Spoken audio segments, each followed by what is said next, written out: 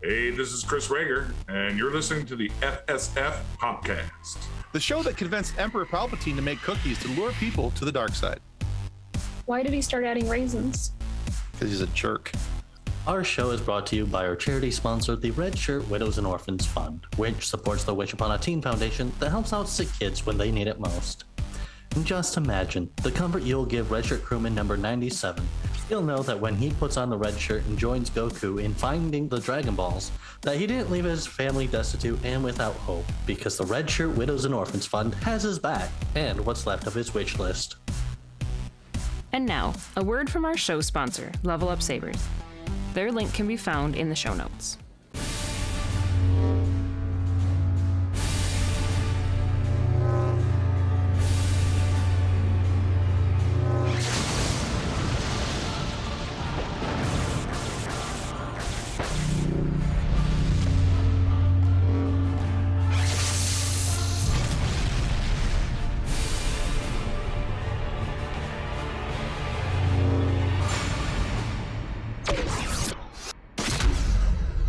Our guest today is a longtime voice actor that you may know from many anime classic roles such as Cementos from My Hero Academia, King Yemma and Mr. Satan from Dragon Ball Z, Arlong from One Piece, and I would go on, but I would run out of breath. His IMDb list is amazingly long and impressive. You guys need to check it out.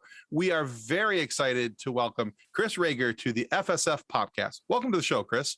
Well, thank you. Thank you very much for having me, and I'm glad to be here. Yeah, excellent.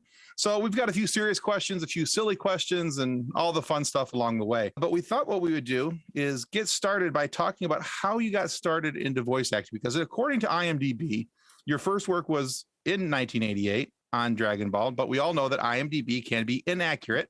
So this is why we bring it up this way. So we would like to know what actually your first gig was and how you got into being a voice actor. Well, in 1988, I was 15 and living in Japan, and I got to be on Dragon Ball. No, that didn't happen.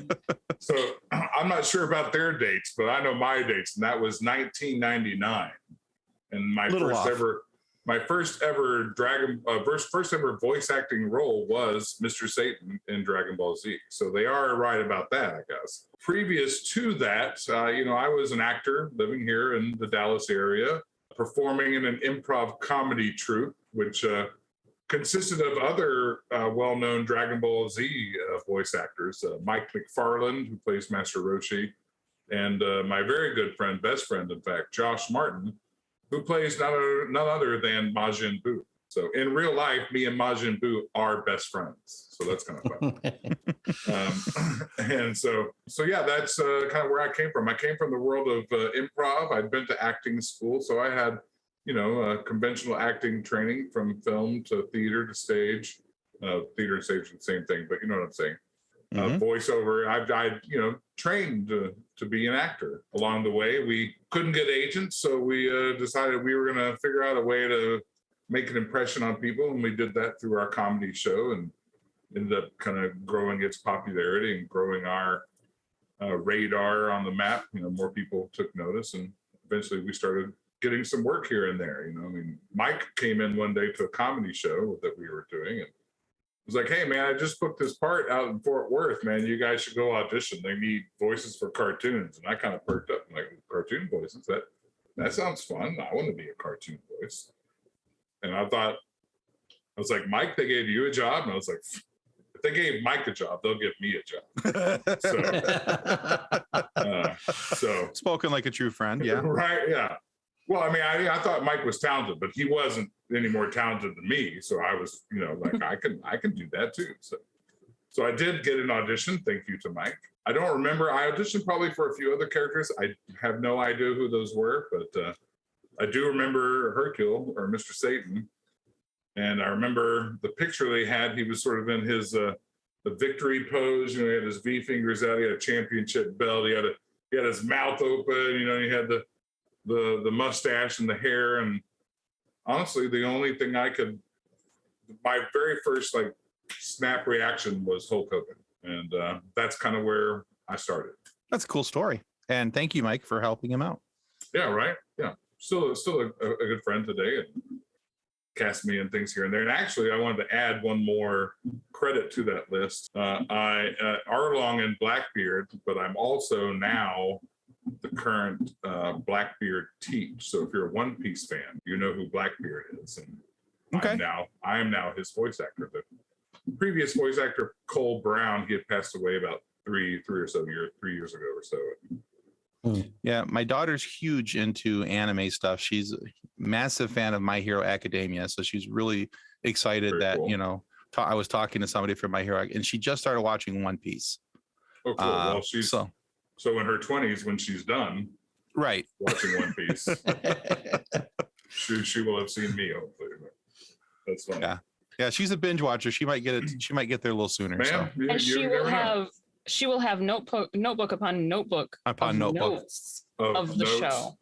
Is that like for the show? Like, hey guys, Yes. I want to Oh, let you know, these are some I things mean, y'all can improve on. her and She- I have a ton of these. We carry notebooks about all these Uh-huh. different things, and we make lists and all this kind of stuff. But what Fantastic. I do is here, and what she does is way up here as far as list level. So Well, Yeah, isn't that what we want for our children to go beyond, go past Oh, yeah. us, right? That is exactly true. something better than what I can do. And Exactly. she was walking me through the notebook on, I don't even remember what show we were talking about, and she had this notebook, and it was like her episode by episode breakdown of the show and where she thought character arcs were going versus where they actually went.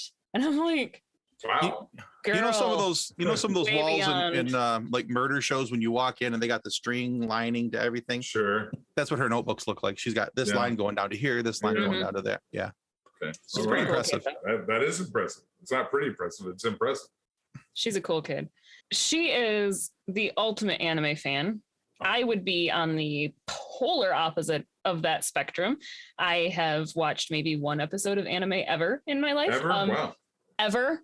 Like, I was at a friend's house and they're like, you should try this show. And that was the last time that ever happened. What was that show? One Piece. Oh. It was like the first episode. I mean, if you're like, though. what? Yeah, that's some old kind of bad animation.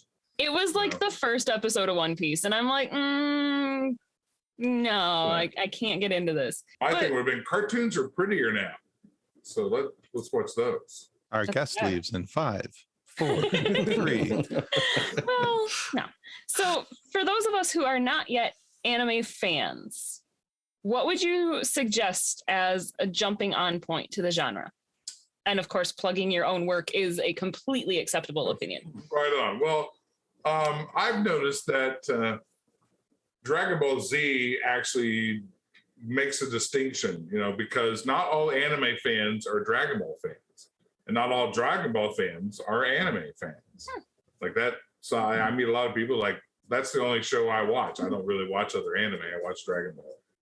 It influenced me this way or that way, or helped me along at this point in my life, or the other, or made me to work out, and now I'm the beast muscular freak you see before you here now. I mean that there are people with some amazing stories about how Dragon Ball has affected their life, and like I said, not necessarily anime fans. So I would say Dragon Ball because it does have, I think, a lot of themes in the show, especially surrounded by family, which I think are fun and interesting, and people can can register with people on many levels, and Goku's a dad, but he's a horrible dad, and who's this other guy come in and kind of takes the dad role, and there's just all these fun, interesting characters along the way that I think most anyone will relate to one or the other, and they may not like the animation style of anime. I've even heard that too. I don't like that style, the way it looks or something too. So. And I think that is typically what stops me with it, is that I'm not a huge fan of the animation style, because there have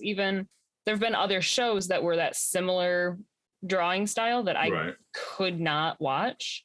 Yeah. But I don't know. I'm I definitely feel willing that to try too. Dragon Ball. Like I'm a big nerd, and one of the things nerds like, and when it comes to animation, is a show called Ren and Stimpy. I know Billy West, and I hate that show. I can't stand it. I don't want to watch it. It's ugly and grotesque and weird to me, right? And I get don't it. like to watch it, And And I like the comedy surrounded by the show. I just don't like the way it looks. It's not my thing. He's on my shirt. Oh, right. No, it's Well, no, Billy told me one day, he's like, I can't remember the other guy's name when it was two of them. And he was like, he left one day. He said he didn't want to do the show. And they're like, oh, we're going to have to find another guy. And he's like, well, I can do the other guy's voice. And he's like, he does it. They're like, great, you'll do both. And so then he was Ren and Stimpy. So. Oh, goodness.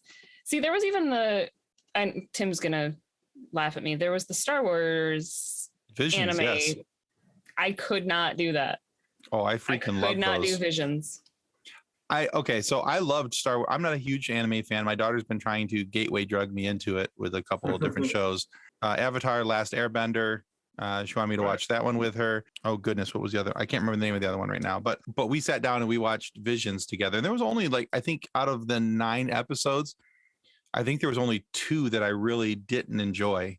But the first one, that first episode, that I can't remember what that was called. I have to look it up, but that one was very impressive. There were a couple of those I was like, and then there were a couple that I thought were really like, and then honestly, I thought the rest were just kind of okay. There were 2 that were really good, a couple that I just didn't care for, and the rest were like, they're okay. Yeah, whatever episode 1 was, I'd have to look that up, but episode 1 of Star Wars Visions. The Duel? Yeah, it was all done in black and white except for the red sabers. Yeah. And Oh yeah, no, that was cool. That one was very cool. impressive. That one was cool. And so for me, not being a huge anime fan, coming into that's where I watched that and I was like, okay, I could get into this. And from what I understand, there's been a book written about it. There's Visions season 2 is coming, and there's going to be another part to that story in season 2. So I'm looking forward to that. I even struggle with the Clone Wars animation and Bad Batch animation, and that gets to me after a while too. I do too.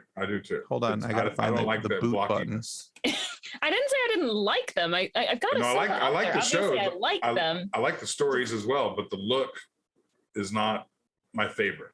It's one of those that I almost just listen to it instead of watch it. I'll look up because I'm like, oh well, this sounds like it's. This seems like it's important. I'm gonna watch this. Yeah, and I mean, of the anime style things that I've watched, I think Legends of Vox Machina was probably the closest. But that's it's sort of anime, but it's also sort of 90s Batman gargoyles type animation too. It reminded me in the beginning, and it was not really anything like that show, but in the beginning, it made me had feelings of the. There was an 80s cartoon, Saturday morning cartoon called Dungeons and Dragons. Yes. About this group of kids who got sucked through a roller coaster and then ended up in a fantasy world. And I thought, I loved that show when I was a kid. So. And I think that was part of what their plan was that they pulled off of the nostalgic aspect of the cartoons. Yeah. Because they were making this cartoon for adults. They were going with this is what the cartoon looked like when you were a kid. Which I thought was pretty cool. And they've got I remember watching their sneak peek trailer on YouTube and their behind the scenes stuff and introducing the other voice actors that were joining them for the show. I just get angry at Travis Willingham because I'm like, man, that's my voice. I want to do that guy. That's in my voice range. And who the hell are you? Who do you think you are? Grog Strongjaw is something else. So you mentioned that Dragon Ball was kind of a thing that was close to your heart, kind of thing. And sure, we all have something that is close to our heart. But do you have another project or something a little less known that you still hold close to your heart that needs a little more love? There was a moment where we were doing a show called The Rage of Bahamut, and I was a former knight, disgraced knight turned bodyguard, chasing another bodyguard, and had a lot of great themes of gods and demons and things. And the animation was really cool, and the story was really fun about kind of unraveling the story of these 2 guys and unlearning their history. And then I thought, oh man, cool. Season 2, maybe it'll pick up and we'll really get people watching this. And then Amazon bought it. And so we didn't get to dub season 2. It's like, So that was one project. So if you ever see season 1, Rage of Bahamut, I really enjoy that. The animation is really good, really cool, and it's a really fun story. And it's myself and Ian Sinclair are the leads in that show, and it's a super fun show. But right now, what I'm working on would be That Time I Was Reincarnated as a Slime. It's an anime. I think they call it an isekai, which is someone dies in real life and they're reborn in a fantasy world. And this time, this guy was reincarnated as a slime, and he begins to gain these powers and knowledge and being able to transform himself and manipulate the world around him. He meets me, Veldora, the storm dragon, who is imprisoned in a spell called Unlimited Imprisonment. That's the name of the spell. And he gets to go along with the slime named Rimuru. He kind of gets to live inside this slime until they figure out how to break the spell. And then at some point, the spell does break, and I come out and I'm a human. And I have an obsession with what he calls the sacred texts, which are really just manga. And so, you know, a lot of fish out of water fun stuff for him. And then a big time fantasy world of all kinds of creatures and stuff, which is super fun. So it's gaining some popularity, and if you haven't seen it, I recommend it. It's a fun little show. Okay, excellent. On a side note, I just remembered the other show my daughter told me that I needed to watch, or tried to get me to watch with her. It was called Haiku. It's about all the kids. Haiku is about a volleyball playing team. And I just couldn't get to that one. Anyway, that just popped. That's how my brain works. Sorry, well, just those sports animes. Anime will make an anime just based around a sport, you know. And I'm in a show. I can't remember the name of the show, so bad on me. But it's a badminton show. It's all about badminton. Okay. Badminton's very popular in Japan. And all I ever do is say one word, and it's just this other guy's name. When he starts getting out of line a little bit, I'm just like, yeah, you know, Yusuke. And that's all I ever say. One word, and they pay me for it. It's nice. It's not a bad gig if you can get it. There you go. All right. So, Chris, we've talked to many voice actors over the course of our show, and a good handful of them have done work in other anime shows. Sure. But they've all highlighted the pluses and minuses that they've encountered working in or around anime. Now, in your experience over the years, what has been your biggest challenge that you've had to face while working in anime?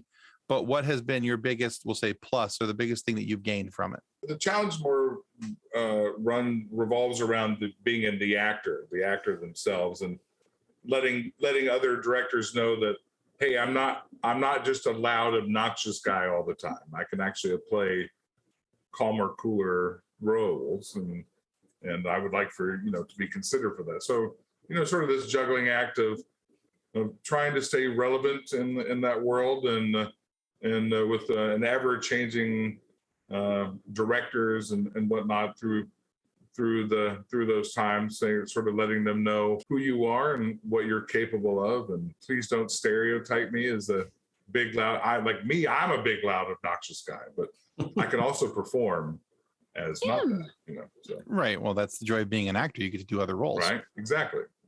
You should take acting classes, Tim.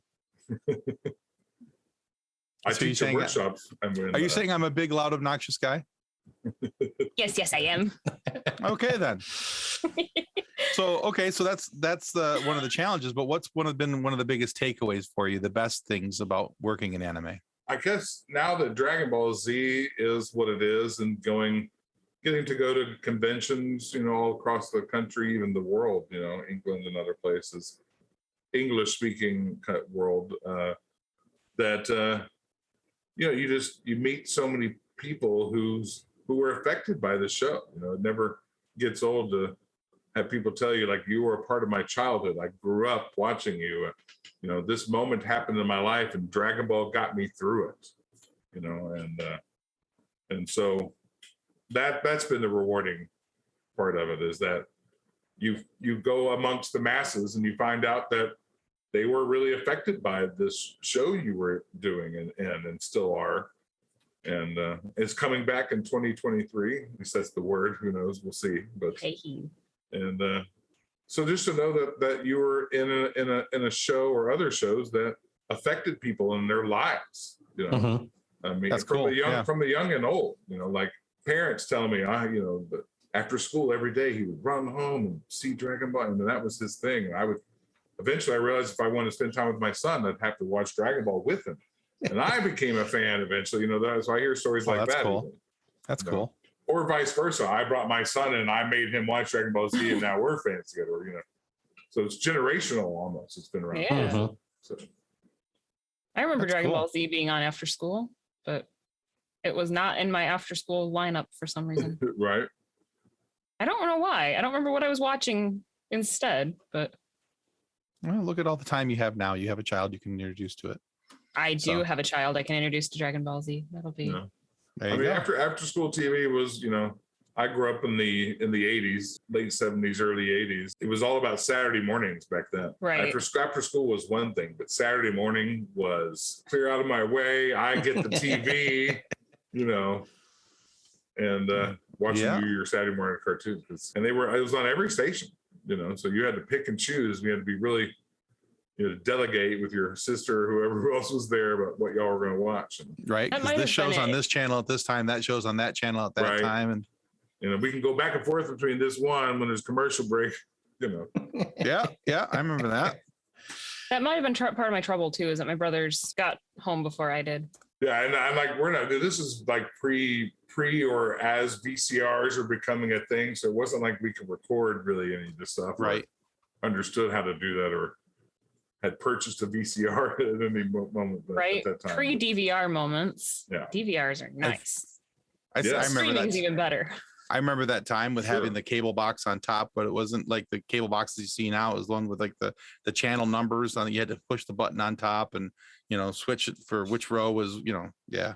Yeah, I mean, back in the day, I remembered when discovering old. the UHF side of the VHF and then find in between channels, and sometimes, you know, you bust into the cable, you know. Right. I just like to point out this conversation is making my knees hurt. You're saying things that I don't remember. I reminding don't me know. how- TV.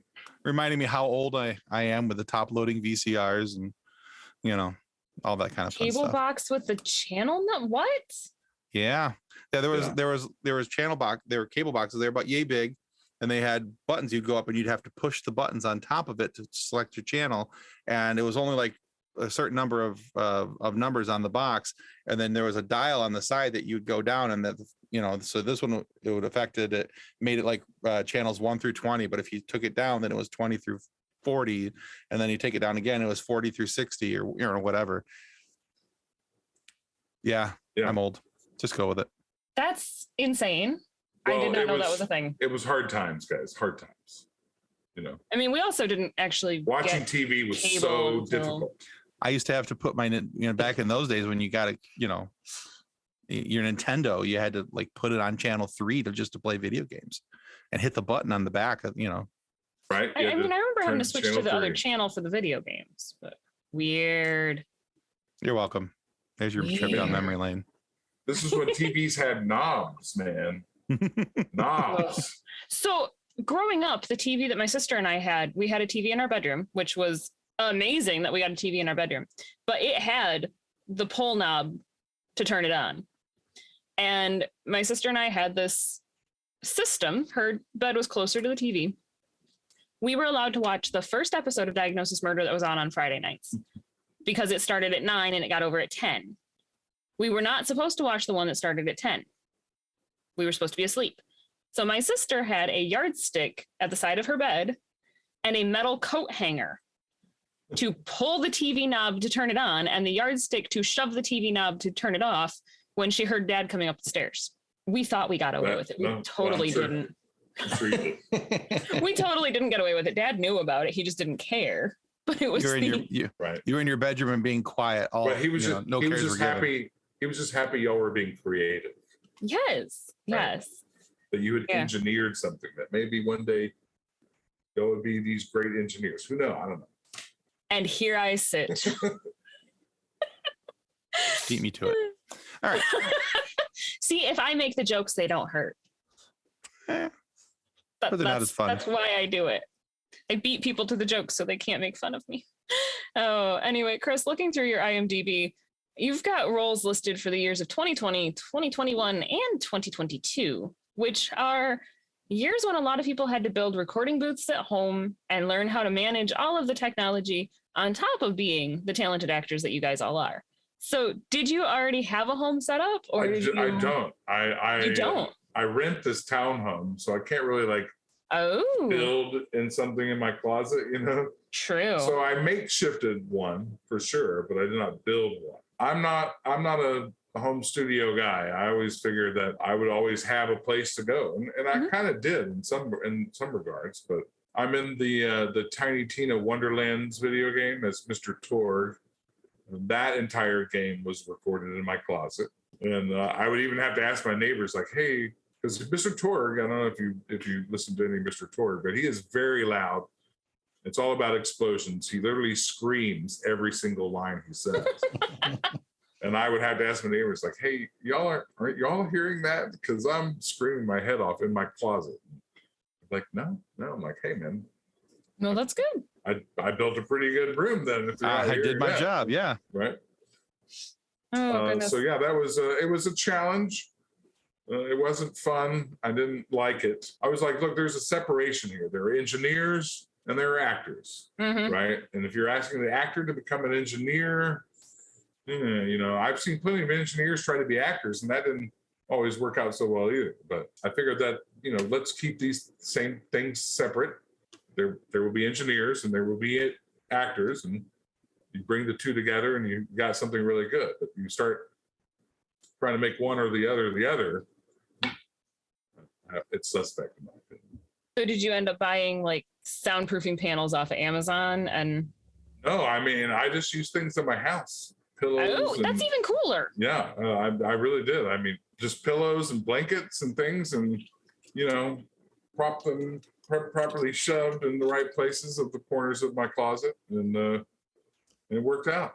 That is some massive MacGyvering. That's I even had like drape stuff over the door because there was always a little reverberation off the door, so you had to make sure the door, and of course, you know, doors close because they're flush up against the panel of the door, and so that was always closing the door was always a little bit of a trick, or opening it or reopening it because you had like a blanket over the dang thing.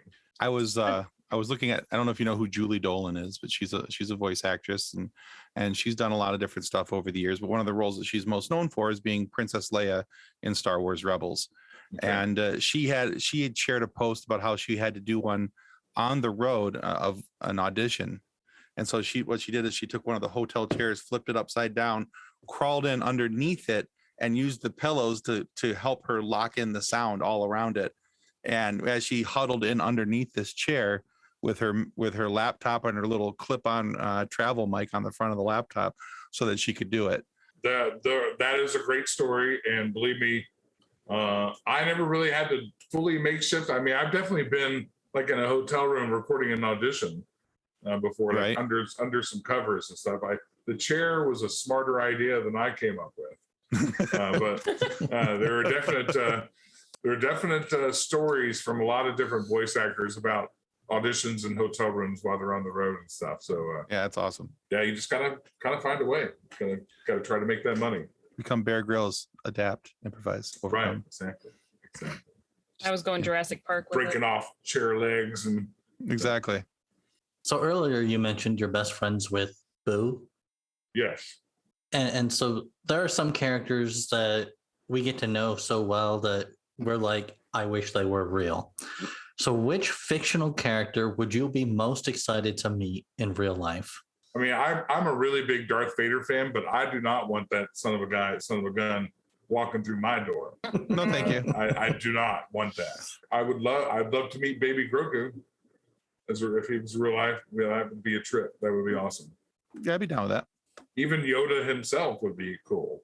I don't know, man. I feel like I could fill a room of people who I'd like to meet. Right? But, I'm trying to think of good ones that would the Han Solo. Yes, please. I would love to. You know, I'd love to kick it with Han Solo. You okay over there, Tim? Yeah, I'm good. Yeah, we're good. Tim is a Chewbacca. huge Han Solo These are a fan. lot of Star Wars fans, so yeah, so a lot of Chewbacca. I want to meet Obi-Wan just to have him say hello there one time to me in person. I would giggle till the sun came up. Just, he said hello there. Hi. That's totally how you reacted during the episode too, isn't it? No, shut up. Nobody asked you. All right. Sorry, I know I did. And Yes, I giggled when he the said hello there. similarities between us, Tim, I figured you probably did too. Still not the point. All right. So, Chris, I also noticed that the majority of your roles, either by big design. obnoxious guys. No. Well, no, actually, either by design or default, or either in anime or anime-related video games. But outside of anime, is there a project that you would love to have added to your resume? You know, just something you want to throw out in the universe, see if it happens. I'm not sure who the voice actor was who played Vader in the animation, the Clone Wars stuff. Like at the very end did he say anything at the very end with the whole Oshaka thing where she?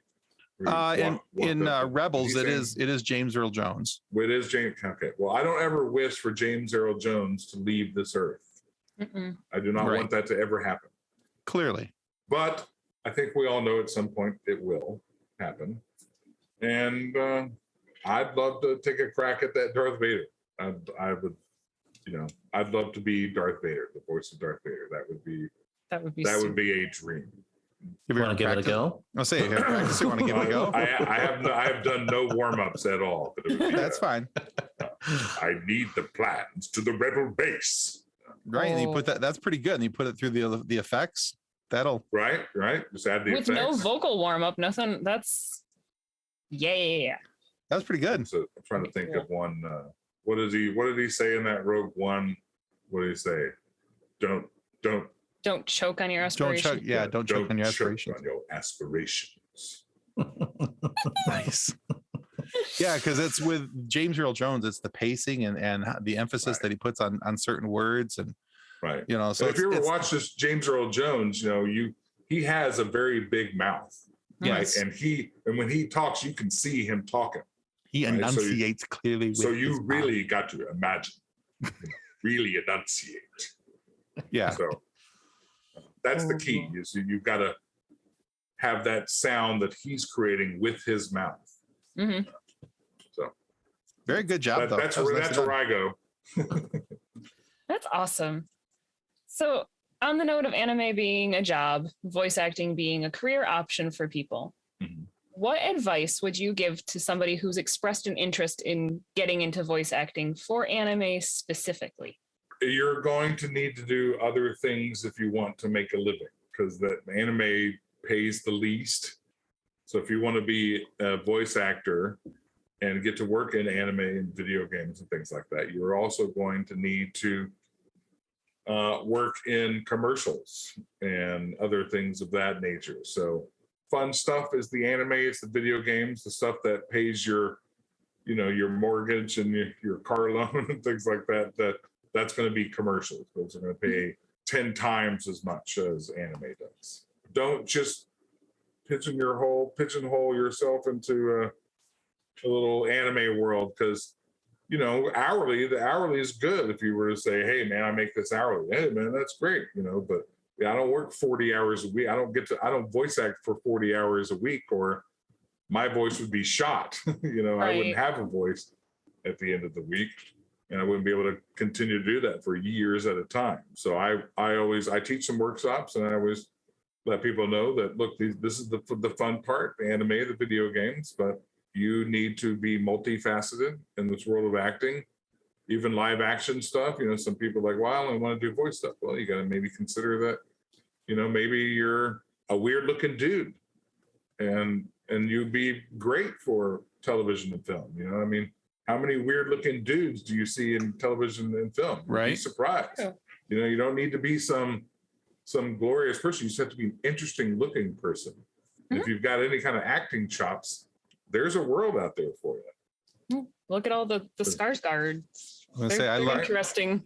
I love Steve Buscemi, but he's not winning a GQ in it.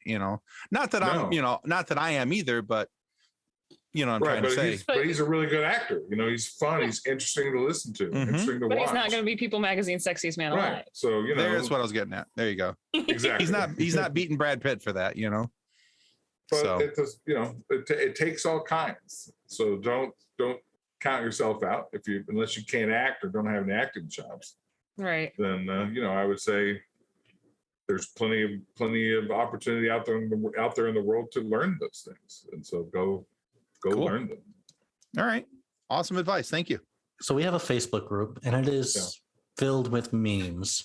It's 200,000 plus members, and it is just meme after meme after meme, tons of memes. So which two of your characters that you have played would you like to see come together and to either cause chaos or to save the day? I think like popular character Mr. Tor I play in Borderlands, he would probably be for the destruction, because it's all about explosions for him. He likes the things to blow up, and if it's not blowing up, he just doesn't really have time for it. But I'm trying to think, who would I bring him together with? I don't know, maybe that character Veldora, the Storm Dragon. He likes a little bit of destruction as well. I think those two would find interesting ways to bring things to their demise, or just enjoying sitting back and watching it to be destroyed in some capacity. I'm not sure I play a whole lot of characters who would band together for the betterment of the world. I mean, Mr. Satan is sort of a presence in that world that keeps the masses calm, because they look to him for advice, and he's like, hey man, it's just all light shows and tricks here and everything's cool. But in reality, he's freaking out in the corner like, oh, we're all going to die. These people can fly and shoot laser beams out of their hands. And that's not good. But I don't know if he has it in him to not make sure his self-interest with the public is more important, you know? Sure. So yeah, those two guys for the demise and destruction of the world, I would go with. Excellent. All right. Excellent. All right. So Chris, we're at a stage in our interview here where we like to take our guests through a little bit of a quiz. Oh, boy. And so this quiz is all about Dragon Ball Z, and it's called The Mark of the Dragon. That's right. All right. So it's 4 questions. All questions are multiple choice. And if you get 3 of the 4 questions correct, we want to send you this here book called Custodians of the Cosmos. It's written about a young man who wanted to join something quite like Starfleet, but not Starfleet for litigious reasons. But after he washed out, he rejoined as a custodian to boldly clean up after those who had boldly just went. That sounds super fun. Yeah, it is. It's a good time. However, if you get good things, there must also be bad things. So if you get 2 or less questions correct, we take a picture of you, we make a meme out of you, and we put it into our 204,000 member Facebook group. Okay. All right. And we call it our fun sequence. Fun sequence. Okay, sure. Thank you for using the word. I Makes knew me you sad were, when you don't use the word. I knew you were waiting, so I made sure I got it in there. It's just fun to say fun sequence. It is. That's a good little mashup there. There you go. All right. So like I said, 4 questions. They're all multiple choice. Take it away, Nick. Question 1. What's Mr. Satan's real name? Mark. That is correct. Right. Correct. Number 1. All right. Is Number that 2. why this is called the Mark of the Dragon? Maybe. Because Tim's creative like that.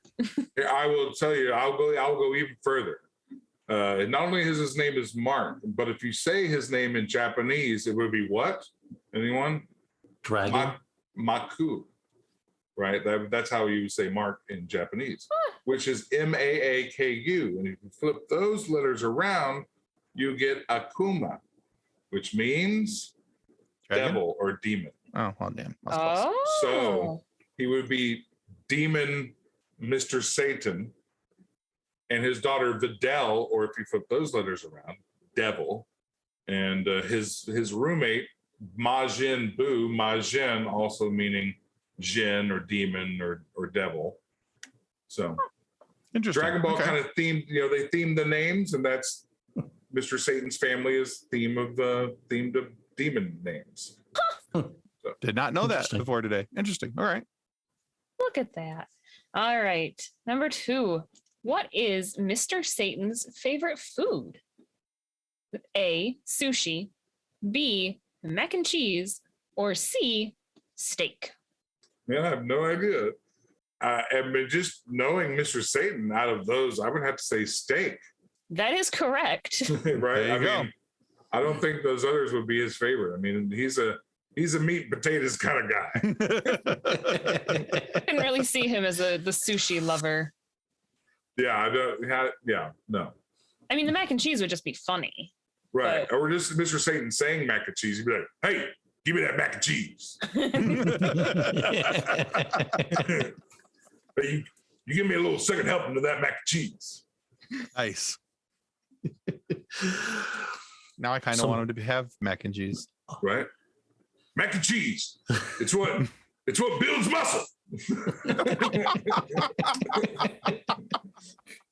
If he's going to do an ad campaign, I don't know. I mean, Kraft, you tell me. Yeah, Kraft, if you're listening, Right. mac and time to make that Right. Kraft mac and cheese.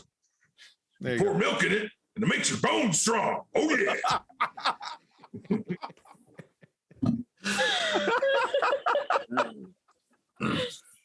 Oh, that's fantastic.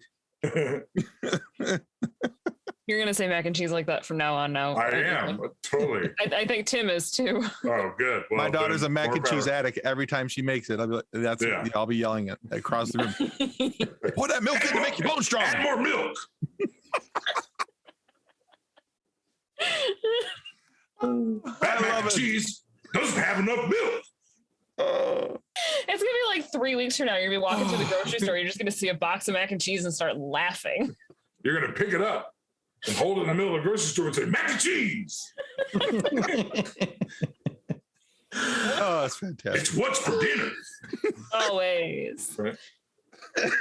Question 3. Mark has won the World Martial Arts Championships how many times?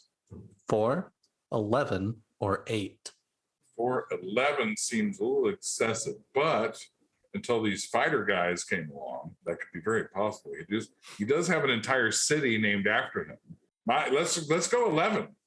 I'm gonna go all in. He's the big time champion here. It was 8. Oh well, close. All right. Well, 2-1 going in for the final question. This either All right, gets you a all right. book or gets you a meme. Okay, goodness. all right. I really right. want that custodian book. It's funny. When not winning martial arts championships, Mark enjoys what sport? Tennis, golf, or basketball? I'm truly guessing because I can't remember any moment where that was even discussed. I feel like this is manga knowledge and not the anime knowledge, and perhaps that's the situation. But what was my last option there? Basketball. Basketball. Let's say basketball. He is apparently a golfer. Oh no way! Really? Apparently. I feel shame right now. That's terrible. A well, golfer. your I'm shame trying to think back. will- Was there a moment where I was in a golf cart or anything? I don't know. Your shame will now live forever in a meme. Well, I'm fine with that too. Hopefully, it'll be the most popular and bestest meme y'all ever had. We've also had Dan Poffenmeyer as a meme too. So Yeah. And Well, what about Wesley Crusher? Was Will Wheaton a meme? Did he get his question? no, right? he destroyed our quiz. He made Tim's quiz look like a joke. He buried it, dug it back up, trampled the bones, put it back in the ground. You know, I have a fun little Will Wheaton story. Whoa. We like Will Wheaton stories. Nothing bad or anything. It was a good story. I was at a convention. I think it was the GalaxyCon conventions. I don't remember where we were. It might have been North Carolina. Could have been also Louisville, Kentucky. I don't really remember. But I'm wearing a Torg shirt that day from the Borderlands game, Gearbox game, Right. Borderlands. And Will Wheaton is there as a guest, and we're in the guest area, you know, grabbing a little bite to eat, having a drink, that kind of thing. And I see Will Wheaton look over at me, and he's looking at my shirt. He begins walking over. I'm like, hey, that's cool. Will Wheaton's walking over towards me. That's cool. He introduces himself. And I'm like, cool. I'm Chris Breaker. He asked me about the shirt, and I tell him I'm this character. You know, I'm the voice of this guy, and I play some other characters. And he tells me about how there was some interest for him to be in that game, but ultimately because the game wasn't a union game, They couldn't work it out, and so it didn't work out. And so we started just talking about video games in general. We're having a really great little back and forth, just kind of nerding out and talking about some video games. He was talking about some people he likes to play with, and I'm thinking to myself, is Will Smith going to ask me to come play video games with him? I mean, Will Wheaton going to ask me to come play video games with him? Because that'd be dope. I'd be totally down with that. And then my friend, Cynthia Kranz, who's also a voice actress, she is the voice of Chi-Chi in Dragon Ball Z, who is Goku's wife, Okay. right? From the other end of the table, like me and Will Wheaton were on one end of the table, and on the other end of the table, Cynthia comes in to sit down, and she's like, oh my God, I loved you in Stand By Me. I'm looking at Will, and I could see him shut down. Just like, oh, okay, cool. Yeah, thanks. Oh, and Big Bang Theory? God, that just must have been such a pleasure to be on that show. I'm thinking, is that kind of an insult? And I just see Will Wheaton shutting down even more and just sort of like, hey, man, I'm going to talk to you. And he walked on. I'm like Chi-Chi. I looked at Cynthia. I'm like, you totally, well, for lack of a better term, you totally blocked me with Will Wheaton. we were becoming quick friends, and you ruined it. Me. You game blocked me. How dare you? You game blocked me. Yes, and I was like, we were having a great nerdy moment together, and you ruined it. And so, anyway, that's my Will Wheaton story. That is a fantastic Will Wheaton story. Oh my goodness. I like it. Approved. Well, Chris, thank you so much for being on our show today. Where can our listeners go to find out more about you and about your work? Well, you can follow me on the Twitters. I'm at Rager Coaster, like roller coaster, but Rager because I'm clever like that. Ooh. And you can follow me on Facebook as well. My Facebook page has very much turned into a fan page, so I use it as such. And sometimes I still get to speak to actual friends of mine on Facebook, but typically not. So just Chris Rager or Chris Rager voice actor. I have both of those on Facebook. And I teach, like I said, I teach workshops online about voice acting in anime and video games. I just finished one up, and I'm about to announce another one here in a couple of weeks. And those are, if you are interested in voice acting and not just working with me, but potentially other great voice actors. I bring in people like Tia Ballard, Monica Rial. I've had J. Michael Tatum. I've had Chris Sabat and Sean Schimmel, Goku and Vegeta themselves in the class. But I've had quite a few voice actors over time, and so come if you're interested in taking a class like that. But me and my other professional teammates will take you through a really wonderful workshop about voice acting in those genres. And that's where I make those announcements or talk about those classes. So if you want to have any idea, we'll literally put you through the processes that we go through. You'll actually be in what is a virtual booth online, of course, but actually get to work with the directors and different characters in anime and video games. And it's a lot of fun. We have a good time. Awesome. We will definitely link all of those in the video description so that our viewers and our listeners can find you. Please do. It'd be fantastic. All right, I want to remind everybody that subscribing is the single most important thing that you can do to help us get more amazing guests like Chris Rager here today to have these great conversations with and to learn all about the importance of calcium with your mac and cheese. That's right. Now, if you don't subscribe, you hate mac and cheese. So please subscribe. It's going to help us more than you ever know. And go check out Chris on all his socials. Give him some follows there and check out his work, of course, over on Dragon Ball Z and many more topics over there. If you aren't happy with the content of our show today, please feel free to lodge a complaint with the head of our complaint department. You can call him Mark, you can call him Hercule, or you call him Mr. Satan if you're into the coolness of martial arts. But in between his martial arts championships and those bowls of delicious mac and cheese, he will take the time to lay down the judo chop on anyone that's on his naughty list. Based on today's proceedings, Kathleen's probably in the line of fire, so she doesn't end up here all that often. Just be kind in your reportings. Thanks again, Chris. Thank you, Chris. It's been a lot of fun. Pleasure, guys. Thank you, Kathleen, Nick, and Tim. We appreciate you, and thanks for having me. Thank you. Awesome. All right, guys, that's going to conclude us for FSF Popcast. Until next time, goodbye. See ya. Mac and cheese. On behalf of the rest of the hosts of the FSF Podcast, we want to thank you for listening to this episode. If you'd like to be a guest on a future episode, please contact us by means of Twitter or Instagram using the handle @FSFPodcast, or go to www.fsfpodcast.com and click on the Contact Me link. Thanks again, and hope you enjoyed the episode. You like calcium? Mac and cheese.